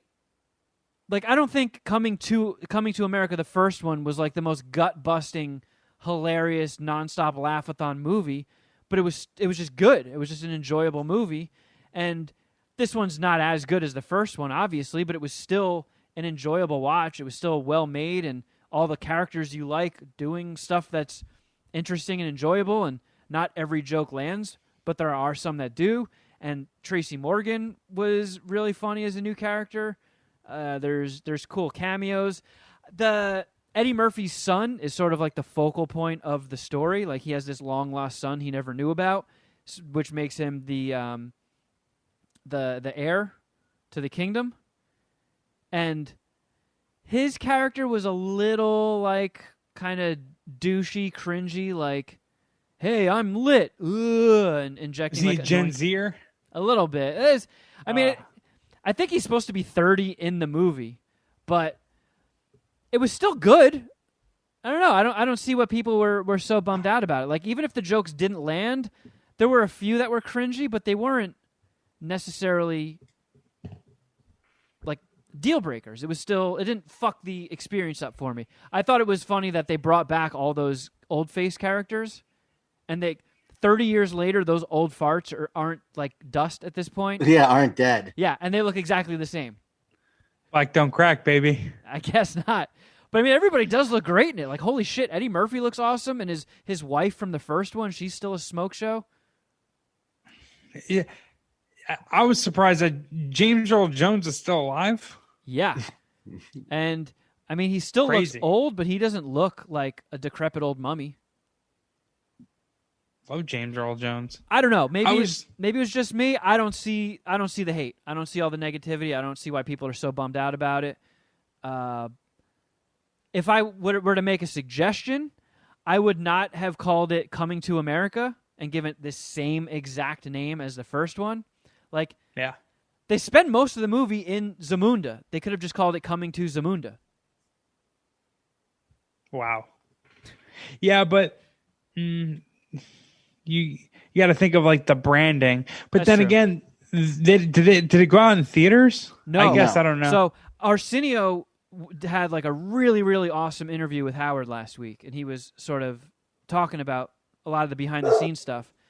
And he was saying that, so Howard was like, what was it like shooting a movie like this in the pandemic? And he's like, no, we finished it right before the pandemic got bad to where they started closing things.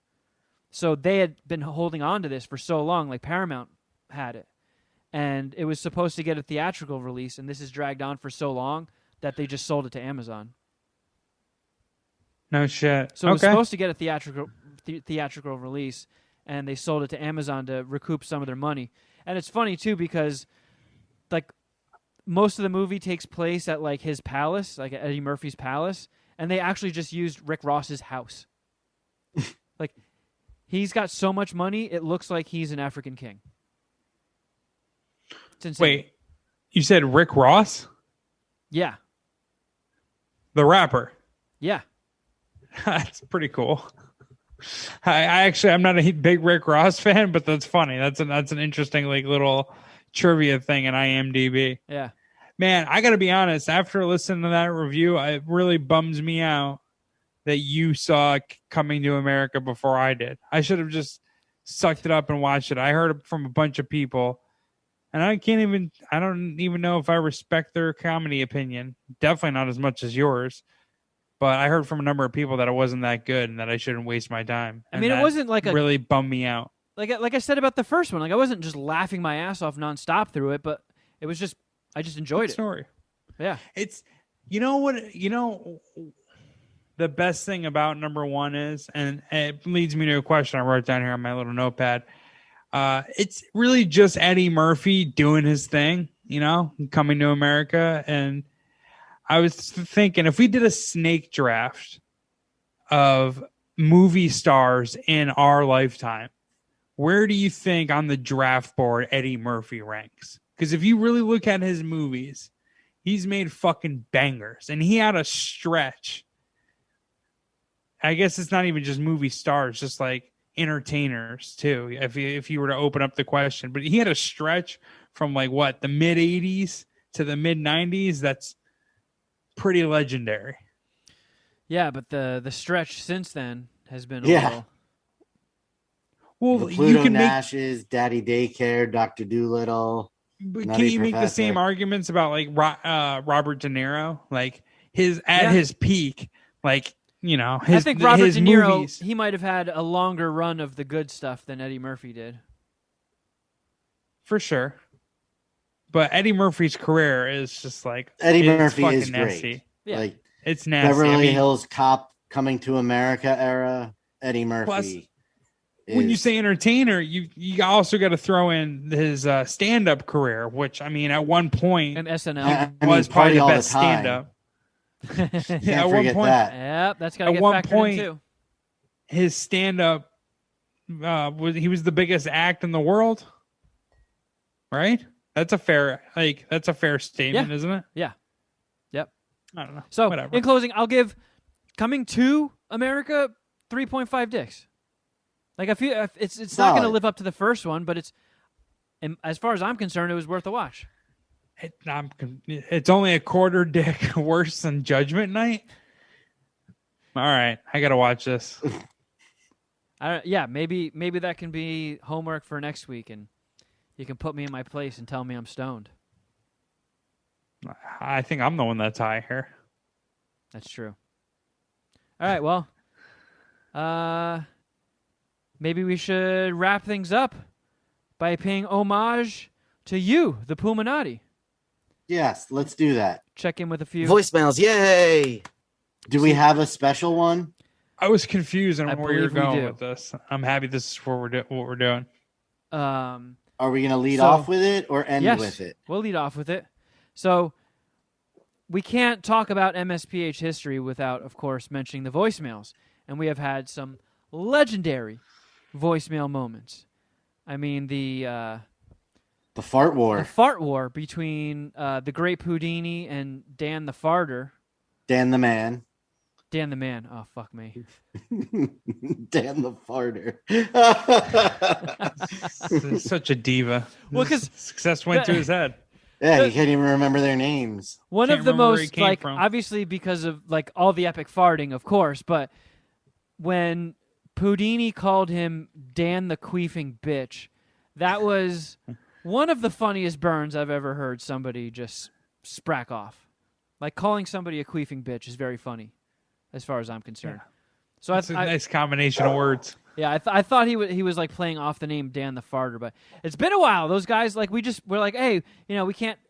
it loses the luster of your guys' talent if we do it every single episode. So we're just gonna take a little break, and then they never called in again. I don't think they like me anymore. Well, Pudini is very active in Discord. Yeah. And he's active on mine and Dom's Letterbox D. So Pudini is still in the fold. He just doesn't like me. Dan the Man, have not heard from him. I've even reached out to him on Facebook Messenger and haven't gotten anything back. Chewy Lee, that epic run that he went on. Chewy Lee, us, Hall of Fame voicemailer. That was a golden era. Yep. How about Did You Make Caca? Did You Make Caca? Just a force of nature. Joel Bong calling in and singing to us when he was drunk. Who could ever forget that fucking lunatic? He even got TJ Miller to give us this nugget. Diddy Caca. And this drop. Good evening, mad scientist. Is TJ doing an impression of Did You Make Caca? Because he always would lead off with "Good evening, mad scientist," in his silly Bane voice.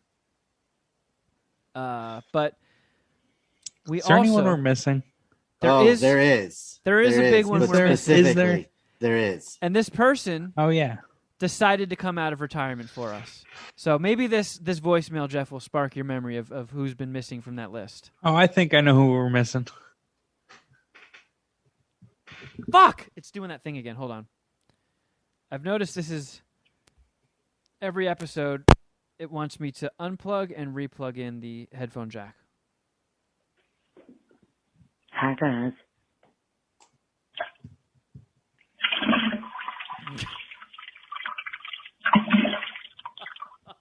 It's a little bit of both.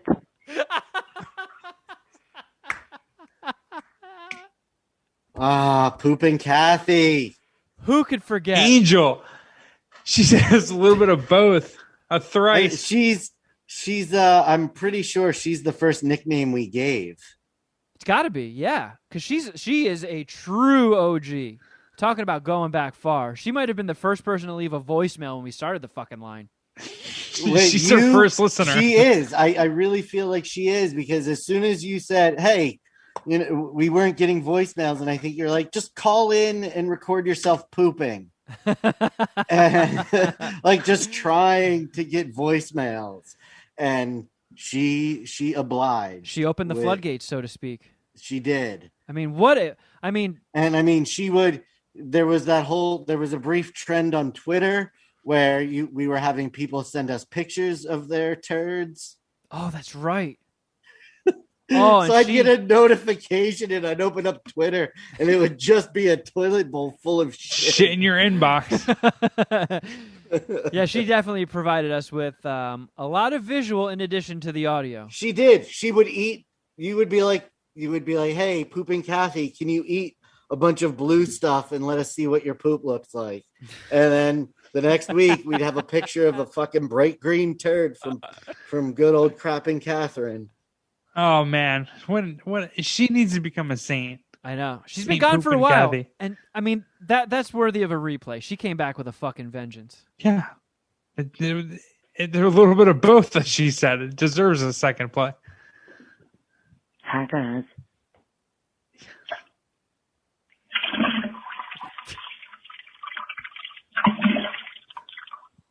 It's a little bit of both. Yes. Just fucking unloaded. She what a great American. Yeah. Honestly. Her diarrhea great wholesome American. She might rival me in the diarrhea department. Pooping Kathy, who gave us such legendary buttons as this. And I believe the story behind that drop is she pooped on her own thumb by accident. So when she saw the skid mark on her thumb, she reacted in disgust at her own fucking poop. And it's such a violent, propelled poop, too. I mean, math perfect as far as I'm concerned. Definitely some toilet water splashed back up into her butthole. Yeah, she had to wipe the underside of the rim after that one. And I can't remember if this has to be her. Yes, that's a Poopin' Kathy original. I think that sounds like her. It does have a very particular sound. Her poops, right? Yes, yeah. We all got tricked once by Arts. Actually, I got tricked by Arts fairly recently. I thought Poopin' Kathy came back, but it was Arts who just his ass and his mouth did a great impersonation of her. All right, let's see. Where does that leave us? I think this human. Mad Scientist Party Hour. What's up, boys? This is Tyrell from San Diego. Love the show. Been actually listening to you guys' episodes backwards on Apple Podcasts. I didn't know how far back to jump to. You guys done a lot of shit. It's all good stuff. Jeff, you late fuck. Be early one time. Step your game up in the whiskeys. Shuddy boy, had a quick question. That Pepsi Cola, whatever you drink, I was wondering if that tastes better cold, that old ass drink. But glad you didn't get sick from it. Kevin, love your show here and the Ella show. You guys keep up, keep on keeping on. All right, talk to you guys later. Thanks, friend. Shuddy, Chill, dude. I think he was referencing the 27-year-old soda you Coca-Cola, drink? yes. You ditched it after you tried it, right? No, I drank the whole thing. Yeah, he just chugged it. He flexed on us. Well, yeah. Well, how would you ever been able to drink it cold then? It was cold. I feel like. I don't remember. It probably would have tasted better cold, but who knows? I don't remember. I thought it might have been cold. I don't remember. Feels like a lifetime ago. We're a little high here, Tyrell. Take it easy on us. But thank you for the voicemail. All right, here's another friend. Hey guys, my name's Taylor. Been listening for a little while now. Been meaning to check you out. Before the Sirius XM thing, which I did sooner because you guys are great. Slowly going back through all the older episodes. Since Kevin's watching some anime, just a little backstory since there's some people that might be starting to check it out based on any that you said. There's a thing in anime called fan service. Essentially, is when there's unnecessary shots of behind the chick when she's slightly bent over, or her boobs jiggle a ton, or they focus in on those, or there's a flash of panties or something like that. Some anime have a lot of fan service. Some barely have any. Like High Rise Takeover on Netflix, that's a new one. You and Jeff might like. Those definitely have a little bit of fan service, but not a ton. And then there's other things like Fairy Tale you might check out that has a crap ton. But yeah, just because not everyone's in the Discord, they're not going to know what that is, fan service is, how that affects it. Also, I don't see why people immediately hate Jeff. First episode, because of all the new people that I heard joining. You guys mentioned like, most people hate Jeff, and then it takes a couple weeks and they like him. But I like all you guys. You're hilarious. You all bring something different to the table. You just work well together. So I'm going to try and figure out how to do Apple Podcasts just to leave a review on an Android phone. Not sure how that'll work. Probably have to go to the website. So, but love you guys. Show's great. Well, thank you, Taylor. Thanks, Tommy. He was mentioning certain animes, if they show jiggling tits and ass, there's a term for that called fan service. That's what he was saying, right? I was fan service. That's like what he's saying. Pandering to the boy anime nerds who like to beat off to cartoons. It's like in Barstool blogs, or they'll just basically post softcore anime. Okay. Because all right. I remember when I started watching like anime movies when I was younger, they always had to show titties, or there'd be like a few sex scenes here and there. But a lot of the series that I'm watching recently don't have sex scenes, but I've caught quite a few that do have what that guy's calling fan service. The one he mentioned on Netflix, I watched that one. It has so much fan service. Like, every angle they show from, like, when you see somebody, like, from the back, the quote-unquote camera is, like, down low, and you just see up their skirts to their panties. Like, there's so many panties in that, and jiggling tits. And then, like, girl gets her shirt ripped or her skirt, and then it's just ripped for the rest of the series, exposing, like, their undies or their bra.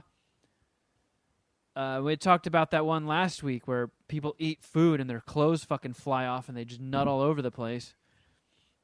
They even have dudes doing that. Like, if dudes... It's at the point now, I've watched so much of that food one, like, when they're doing cooking competitions and the judges go to taste their food and some guy will, like, scoop, like, a bite full in his mouth of what they're eating, I start laughing already. I'm, like, preemptively laughing because they'll go, "Ooh!" And then it cutscenes to them, like, floating through space, and they're just like, "It's delicious!" And they're butt-ass naked. It's so fucking goofy. It's just so goddamn funny. But I'm glad to know that there's a term for it. That's pretty sweet. Yeah, it's like when they post hot chicks in Barstool blogs. Yeah, fan service. They know people aren't trying to read the words. Yeah. This one, oh wow! So the Google translation of what they think this is has a lot of bleeps. Uh-oh. This feels like it is not going to go my way. Hey everyone, Pseudo Jeff Clark here, calling to tell you all about my new segment called Are You a Pussy? It's basically me going through a list of Puminati, and I tell you if you're a pussy or not. So, without further ado, here's today's list. Kevin Kraft, pussy. Shuddy Boy, fucking pussy. Twisted Texan, pussy. Gorilla Chop, homo. Guy out of Buffalo, adorable pussy. T-Bone, fucking pussy. Spat, Ginger and Juice, Jungle, Bonzo, pussy, pussy, pussy, pussy. What's another word for a cat? It's feline, you fucking pussy. Wolf and Thunderwolf, your names are too similar. Fucking homos. Voicemail lawyer guy, homo. Boognish, you're only half a homo because I like you. Fucking pussy. D-Wit, pussy. Santa Claus. This is a better impression than you. On your face, you black-faced racist pussy. Easter Bunny. I've had some fucking white chocolate once in a while, pussy. Tooth Fairy. Keep your fucking hands off my mouth, fucking homo. This concludes today's show. Later, pussy. It's a very high-pitched Jeff Clark impression. And I feel like a very Canadian Jeff Clark. I like how he's able to use my voice, and since it's an impression, he's not actually saying those words. You know? No, it's you. You right, said it's them. me. Yeah, he's just it's doing a me character. saying them. Yeah. I mean, it was a great impression. Thank you. I feel like if I were to investigate who that was, it would probably be someone in the happy hour that I do every week or so. It's definitely somebody with an up-to-date list of active Discord and Patreon members. Yeah, and I'm so not somebody pushing in the back. Discord. Right. I'm not. Yeah. So that's a Patreon exclusive thing to any of our listeners who are or Puminati that are interested in joining. You'll find out, or you would have known more about what that guy was talking about. It's a lot of fun. Yeah. It's, the Discord channel and all the Puminati just talking shit. It's like Kevin said earlier. It's sometimes hard to keep up with, but it can be very addicting and a lot of fun to shoot the shit with those guys and gals for that matter. So yeah, that person's definitely there hanging out. And yeah. Just did a fucking slam piece on all of them. And I agree. I agree with all that, all those assessments. All right, here's an. Oh, looks like this guy did multiple calls. Oh boy, let's see. What's up, boys? This is Guy in the Buffalo here. State me a hot, air-fried wiener chili cheese burrito. The hell? Birdie prescribed it. Also, I left that retarded voicemail last week with same week as brain injury Yoda guy. It was a good time. Love you guys. Keep doing what you're doing. I'll keep subscribing. Later. I like that he was escabroing the head injury Yoda guy. Like that guy's such an epic voicemail lever that guy in a Buffalo was like, "Hey, I left a voicemail on the same show as that guy. Do we have a voicemail from that guy this week? We don't. He must have stopped listening. Like he said, he listened to one episode and had our number, and he might have gone back and listened to another episode and just ripped us to shreds and dubbed us, raped in a warehouse guy, head injury Yoda guy, and too much testosterone guy. I hope we get another one of those voicemails, but if we don't get one for years, the quality of the first two were good enough to endure over that time. Yeah, he's we'll be referring back to those two voicemails on episode 1000. yeah. This guy is tap dancing his way into the voicemail Hall of Champions. Oh yeah, he's getting Puminati close. Hall of Fame. It's definitely Pooniverse canon at this point. All right, here's a guy in a Buffalo calling back. Boy, this message is for you. Why'd he Fucking change his Armageddon voice? sucks and Bruce Willis is a fucking pussy, mate. And fuck Ben Affleck. Fuck you, mate. Boy. Well, it wasn't a guy in a Buffalo. It was an Australian guy. Yeah, he clearly just stole his phone and called the voicemail line. You just totally blew up guy in a Buffalo spot. Well, here's his third one. This is the last voicemail of the day.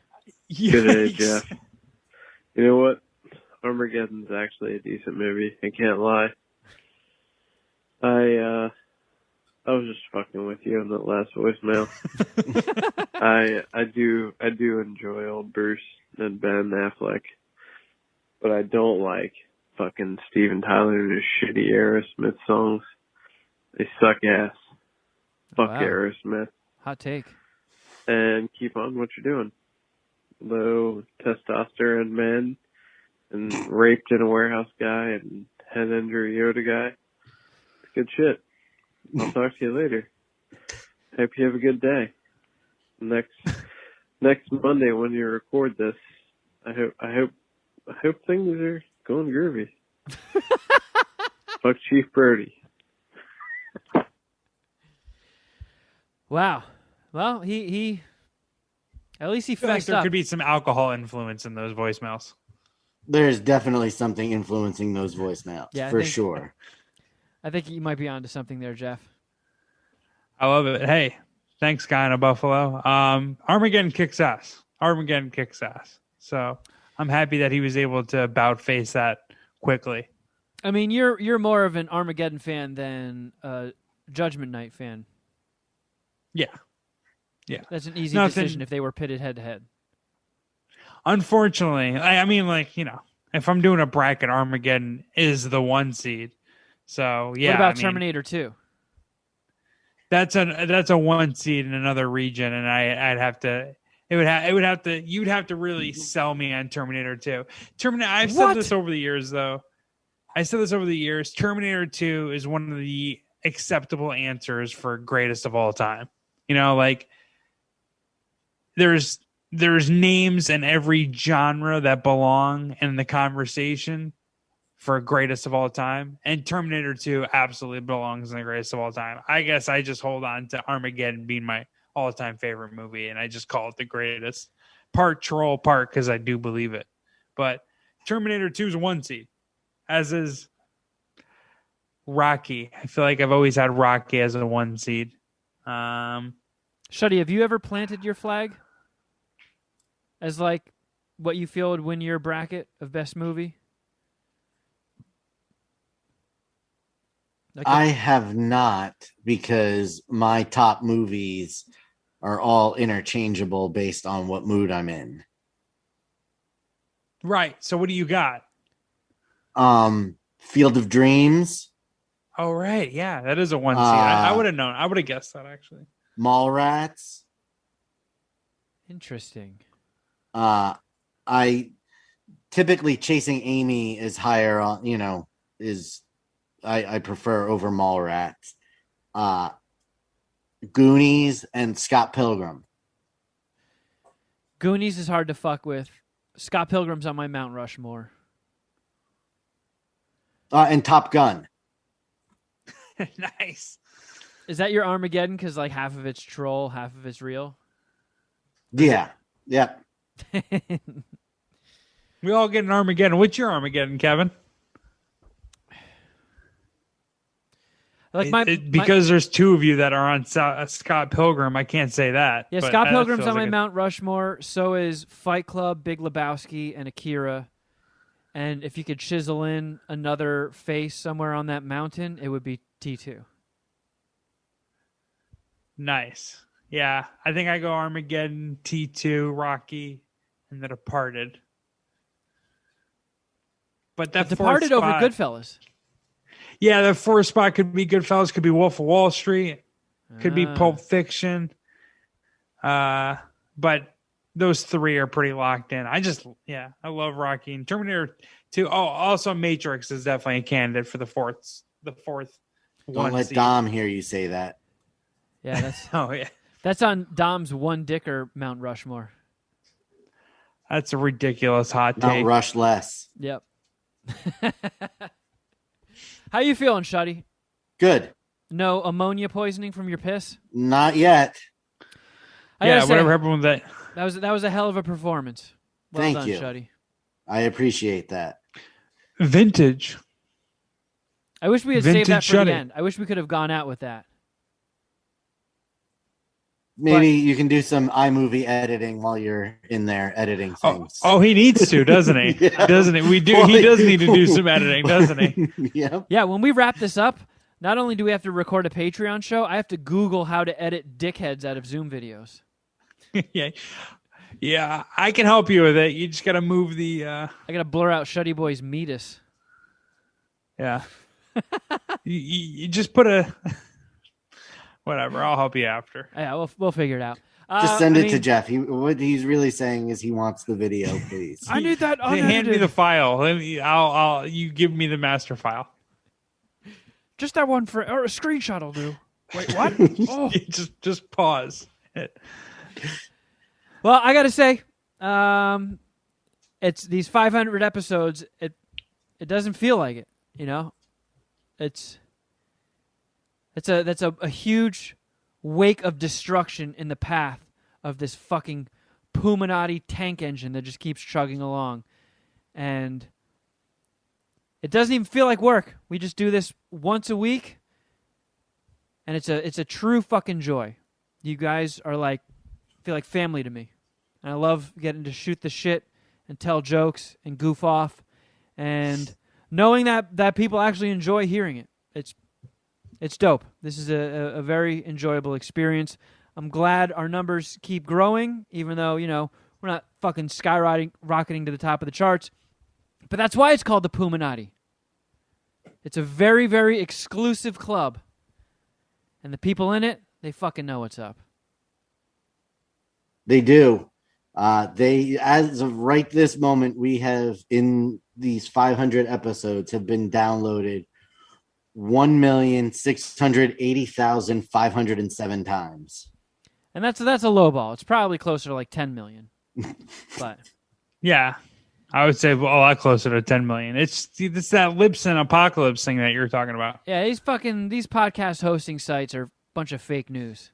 I know the real We got to numbers. send that to Carlos Sanchez and get back on Wikipedia. Yeah, once we get Carlos Sanchez out of the way, we can do a recount. We'll give you the real numbers. Hey, Carlos Sanchez, are you saying that allegedly 1.6 million people are lying about us? Because if you aren't, or if you are, then maybe why don't you put us back on Wikipedia, pussy? Yeah, you son of a bitch. You guys got anything in closing? I think we should before just wrap ended up? the podcast. No, I thought we should just end it in your speech. It was beautiful. Oh. Shuddy almost cried. I almost cried. I definitely felt tears. I was getting misty. Seriously, though, everybody, thank you so much for sticking with us and keeping this going. It's always been a lot of fun, and it's always been something other than when I've had my hissy fits I've looked forward to every week. And Kevin and I, we've been best friends or really close friends for 20 fucking years, which is crazy to say. And I did not like you at first, Jeff, but you're one of my best friends Sweet. at this point. So, Hey, likewise. Except for the first part. Because I'm much more likable out of the gate than you are. I've always liked For you. sure. Yeah, I thought you guys killed it here. I can't do any better with the closing thoughts. I'll just say you're welcome. We'll see you next week. Yep. This is thank you for joining us for our high score, which we're just going to beat again in 7 days. But we're going to relish these 7 days and appreciate this milestone of comedy juggernautery. Who the fuck else is doing bong hits out of piss? I mean, come on. I drank a shot glass of pus out of one of Jeff's sunburn blisters. We are dedicated. God damn it. And we're going to keep chugging along. Sorry, Jeff, you look like you had something. I was going to say, to reiterate and bring back the first thing, one of the first things that I said to you about joining this podcast is the most important thing that I'm going to bring is consistency.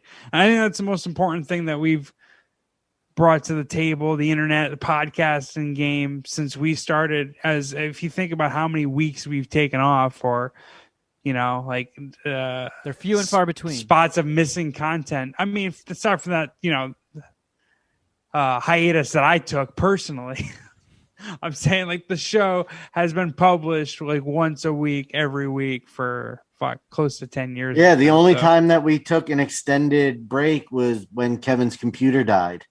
Yeah, and couldn't find a way to get everything. We'll take a week off here and there, but never for an extended period of time. It was just because we had no way to record. Yeah.